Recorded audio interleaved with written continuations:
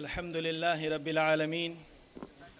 والعاقبة للمتقين والصلاة والسلام على سيد الأنبياء والمرسلين وعلى آله الطيبين وعلى أصحابه الأكرمين الأجمعين أما بعد۔ سامعین اکرام، اللہ تعالیٰ قرآن پاک میں فرماتا ہے وَفْعَلُوا الْخَيْرَ لَعَلَّكُمْ تُفْلِحُونَ، اے ایمان والو خیر کے کام کرتے جاؤ، اس کام کے کرنے کی وجہ سے عنقریب تم کامیاب ہو جاؤ گے۔ اللہ تبارک و تعالیٰ نے جب خیر کے تعلق سے ہمیں یہ حکم دیا ہے تو ہمارے رسول اللہ صلی اللہ علیہ وسلم کی سیرت میں بھی ہمیں ملتا ہے کہ اللہ کے رسول صلی اللہ علیہ وسلم نے ایک انتظام، ایک مزاج مسلمانوں کو دیا کہ یہ بتایا، ان کے ذہنوں میں یہ بٹھایا کہ یہ جو مال ہے یہ صرف انسان کا ذاتی نہیں ہے، اس کے اوپر دوسروں کے بھی حقوق ہے، غرباء کے بھی حقوق ہے، مفلسوں کے بھی حقوق ہے، یتیموں کے بھی حقوق ہے۔ تو آپ نے ترغیب دلائی، ترہیب دلائی۔ اس کے بعد صحابہ اکرام رضوان اللہ تعالی علیہم اجمعین کی سیرت ہم دیکھتے ہیں تو ہمیں ملتا ہے کہ کسی صحابی نے اپنا باغ وقف کر دیا، تو کسی نے اپنا گھر وقف کر دیا، تو کسی نے کنویں بیچ دیے، اور یہ عام وقف تھا۔ وقف کسے کہتے ہیں؟ اصل چیز یہ ہے، وقف کے معنی ہے ٹھہرنا۔ اکثر جانتے ہیں جب ہم پہلے قرآن پڑھتے تھے کسی استاد کے پاس تو سنتے تھے کہ وہ کہتے تھے کہ وقف کیا کر، صحیح وقف کیا کر، یعنی وقف کرنے سے، صحیح ٹھہرنے سے قرآن کے معنی و مفہوم نہیں بدلتے۔ تو وقف کا معنی ہے ٹھہرنا۔ لغوی معنی میں یہ تو ٹھہرنا ہو گیا، لیکن اصطلاح شریعت میں وقف کہتے ہیں انسان اپنے مال کی ملکیت کا حق خدا کے نام کر دے، اپنے مال کو خدا کے نام پر، اپنے نام کو خدا کے نام پر ٹرانسفر کر دے۔ اس کو اور باریکی سے سمجھنے کے لیے ایک مثال یہ سمجھ لیے کہ دنیا جو چلتی ہے ایک دائرہ کار میں چلتی ہے،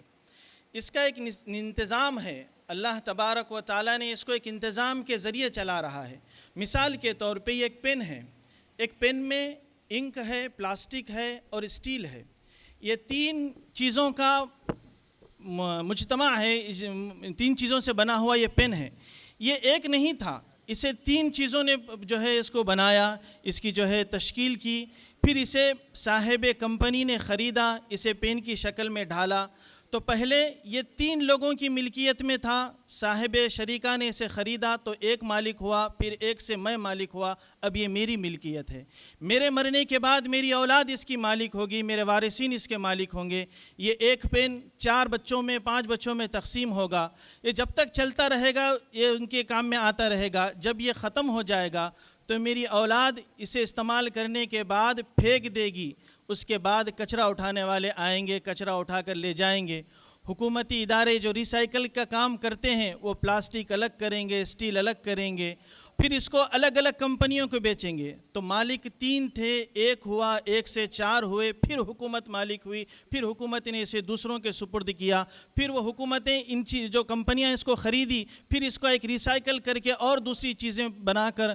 اسے دنیا کے سامنے پیش کیا۔ تو یہ کبھی ختم ہونے والی چیز نہیں ہے۔ تو اللہ تعالیٰ نے جب وقف کی بات کی ہے تو جب انسان اپنی ملکیت کسی کے سپرد کرتا ہے تو وہ کہیں رکتی نہیں ہے بلکہ چلتی رہتی ہے، لیکن اسلام کہتا ہے کہ تم اپنی ملکیت اللہ کے نام پہ کر دو، تم ختم ہو جاؤ گے، تمہاری نسلیں ختم ہو جائے گی، تمہاری آل اولاد ختم ہو جائے گی، خدا کی ذات باقی ہے۔ خدا جب مالک ہو گیا تو یہ ہمیشہ کے لیے مالک ہے، اس کا پھر کوئی اور مالک نہیں بن سکتا۔ تو یہ جو ریسائیکل اور جو سائیکل جو چل رہی ہے کہ ایک کے بعد ایک مالک ہونے کی، یہ مالک کو روکنا وقف کہلاتا ہے۔ یہی وقف کی تعریف ہے کہ جب ہم نے اپنا مال خدا کے نام پر دے دیا ہے تو اب اس کے بعد نہ میرے وارثین اس پر اپنا حق جتا سکتے ہیں، نہ میں اپنی چاہت کے مطابق دینے کے بعد کسی کو ہدیہ دے سکتا ہوں، نہ میں اس میں جو ہے کچھ اپنے طریقے سے کچھ کمی یا زیادتی کر سکتا ہوں، کیونکہ میں نے جب اپنے خدا کو اس کا مالک بنا دیا ہے تو یہ میری ملکیت سے نکل گیا۔ تو یہ بات یاد رکھیے، وقف کا ہر مال کا مالک خدا ہے، وقف کے ہر مال کا مالک خدا ہے۔ تو خدا کی ملکیت میں اگر ہم انصراف کرتے ہیں، اگر ہم اس کا صحیح انداز سے استعمال نہیں کرتے ہیں تو گویا یوں ہی ہے کہ جیسے ہم کسی اور کے مال میں خیانت کر رہے ہیں۔ تو اوقاف کے مال میں خیانت کرنے والوں کو روکنے کے لیے اللہ کے رسول صلی اللہ علیہ وسلم نے پھر ایک جو ہے ترتیب دی، اس کو حکومت کا ضامن بنایا، اس مال کا ضامن حکومت کو بنایا، حکومتی ادارے اس کی سرپرستی کرتی ہے، حکومتی ادارے اس کی رسپانسبلٹی لیتی ہے، اس کو زیادہ کرنے میں، اس کو فروغ دینے میں، اس سے زیادہ منفعت کرنے میں حکومتیں اس کی ذمہ دار ہیں۔ لیکن حکومت صرف ایک کام کرنے والی سرپرست ہے، اس کی مالک نہیں ہے، مالک نہیں ہے، کبھی نہ وہ بیچ سکتی ہے، نہ خرید سکتی ہے، نہ تبدیل کر سکتی ہے۔ وقف کی جو نیت ہے، جس نیت کے ساتھ واقف نے دیا ہے، اگر اس کا صحیح استعمال نہیں ہوتا ہے اور اس کے استعمال کے روکنے کے لیے کوئی رکاوٹ بنتا ہے تو وہ رکاوٹ آخرت میں حساب دہ ہے، وہ جواب دہ ہوگی اللہ کے حضور میں۔ اللہ پوچھے گا کہ میرے مال میں سے تو نے کس طرح خرچ کیا، تیرا تو حق نہیں تھا، تو نے کس طرح پلاٹنگ کی، تیرا تو حق نہیں تھا، تو نے کس طرح سے دکانیں بنا کر ریلیز پر دی، تیرا تو حق نہیں تھا، تو نے کس طرح سے اس پر انصراف اور حکمرانی کی۔ یہ اللہ کے پاس جواب دینا ہے۔ یہ وقف ترمیمی بل، یہ وقف کا جو پروسیس ہے، یہ صرف اسلام میں نہیں ہے۔ آپ تاریخ وقف پڑھیں گے تو اس سے پہلے کے زمانوں میں بھی ہمیں وقف کے تعلق سے ملتا ہے۔ افلاطون کے تاریخ میں ہمیں ملتا ہے کہ اس نے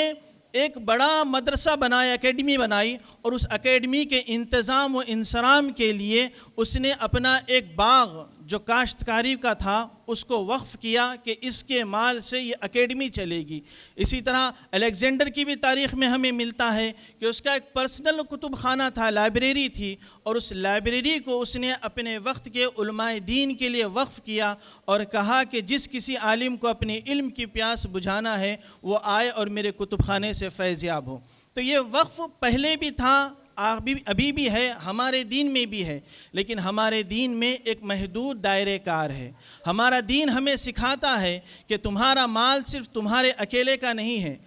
مثال کے طور پہ یہ میرا موبائل ہے، 3 لاکھ کا موبائل ہے مثال کے طور پہ، اور میں اسے میں اللہ کے نام پہ وقف کرنا چاہ رہا ہوں، تو اللہ کے رسول صلی اللہ علیہ وسلم فرماتے ہیں کہ واقف کی وصیت کو صرف 1/3 مانا جائے گا، کیونکہ اس چیز پہ اس کی آل اولاد کا، اس کے وارثوں کا بھی حق ہے۔ تو فرمایا کہ وارث کی وصیت کے مطابق اس کے 1/3 پر جو ہے اس کی وصیت پر عمل کیا جائے گا، اللہ کے لیے وقف کیا جائے گا، باقی مال اس کے وارثین میں تقسیم کیا جائے گا۔ یہی آئین ہندوستان ہمیں سکھاتا ہے۔ ہمارا دین کے ساتھ ساتھ ہمارے ملک کا آئین، ملک کا قانون بھی ہمیں یہ بتاتا ہے کہ انسان جو چاہے وقف کر سکتا ہے۔ غیر مذہبوں میں آپ دیکھیں گے تو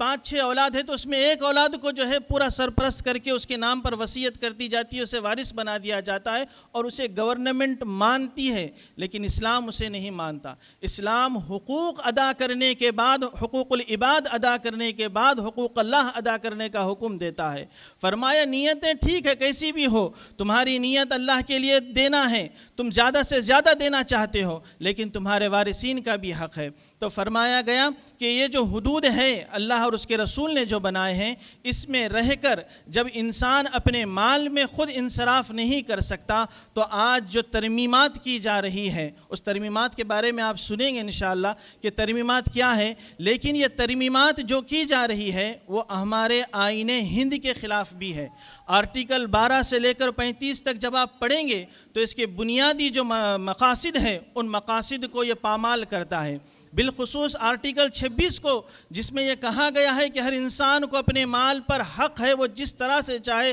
خرچ کر سکتا ہے، یہ اس کے حقوق جو دیے ہیں، آرٹیکل جو آئین ہمیں حقوق دیتا ہے اس حقوق کی پامالی یہ کرتا ہے۔ ہمارا کام یہ اوقاف کی جگہ بچا کر کوئی ایسا حکومت کے خلاف آنا نہیں ہے، بلکہ ہم یہ جو محنت کر رہے ہیں یہ خدا کی ملکیت کو بچانے کی کوشش کر رہے ہیں۔ اور یہ بات یاد رکھیے کہ اوقاف کا جتنا زیادہ نقصان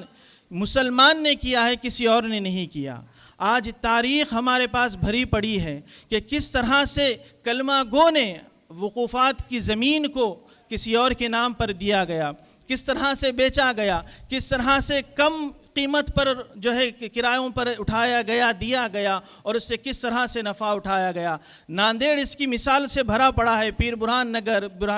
کھڑگپورہ شاہ رحمان دولے رحمۃ اللہ علیہ کی درگاہ، پھر حضرت بڑی درگاہ مکہ شاہ ولی رحمۃ اللہ علیہ کی درگاہ، چوک کا منظر، یہ سارا وقف کی زمین پر ہے۔ ہمارے بزرگوں کے نام پر یہ دیا گیا تھا، ان کے انتظامات، درگاہوں کے انتظامات کے لیے تھا۔ لیکن آج اس سے جن لوگوں نے جس پر اس نے جو ہے غاصبانہ